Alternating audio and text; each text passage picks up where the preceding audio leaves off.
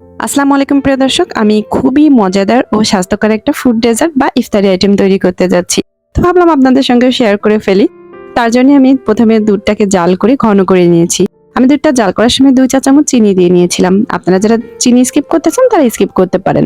আর আমি এখন সাবুদানাটা জাল করে আগে থেকে ঠান্ডা করে নিয়েছিলাম, সেটা অ্যাড করে দিলাম। এখন দেখতে পাচ্ছেন কিছু ফ্রুটস অ্যাড করব। আর এই ফ্রুটসগুলো আমি খুবই ছোট কুচি কুচি করে কেটে নিয়েছি। আপনারা আপনাদের পছন্দসই অনুযায়ী ফ্রুটসগুলো কাট করে নিতে পারেন। আমি এখানে কলা, 2 ধরনের আঙ্গুর, খেজুর এবং আপেল টুকরো দিয়েছি। আপনারা যেই ফল আপনার ঘরের আছে বা হাতের নাগালে পান, যে 2-1টা ফল পান বা বেশি যেটাই হোক আপনারা দিতে পারেন, এতে সমস্যা নেই। তবে নিঃসন্দেহে এটা যে খুবই টেস্টি ও ইয়ামি স্বাস্থ্যকর হতে যাচ্ছে সেটা কিন্তু আপনারা দেখেই বুঝতে পারছেন। এখন আমি এর মধ্যে আরেকটা উপকরণ অ্যাড করছি, সেটা হচ্ছে চিড়া। চিড়াটাকে আমি আগে থেকে ধুয়ে পানিটা ঝরিয়ে রেখেছিলাম। এখন অনেকটা সফট হয়ে গিয়েছে, এর মধ্যে অ্যাড করে দিচ্ছি। দেখুন কত সুন্দর লাগছে দেখতে।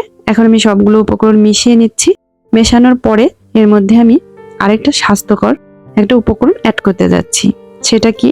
সেটা হচ্ছে টক দই। এই টক দইটা এতটা উপকারী আমরা কিন্তু সকলেই জানি। এটা ব্যাকটেরিয়া ধ্বংসকারী, শরীরের খুবই ইনস্ট্যান্ট শক্তি এনে দিবে, আপনার ওজন নিয়ন্ত্রণে রাখবে।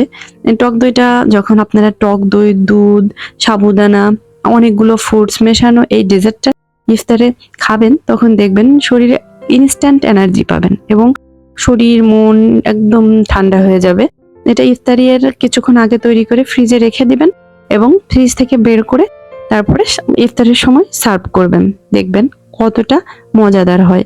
এটা কিন্তু বাচ্চারাও খাবে, আবার বড়রাও খাবে।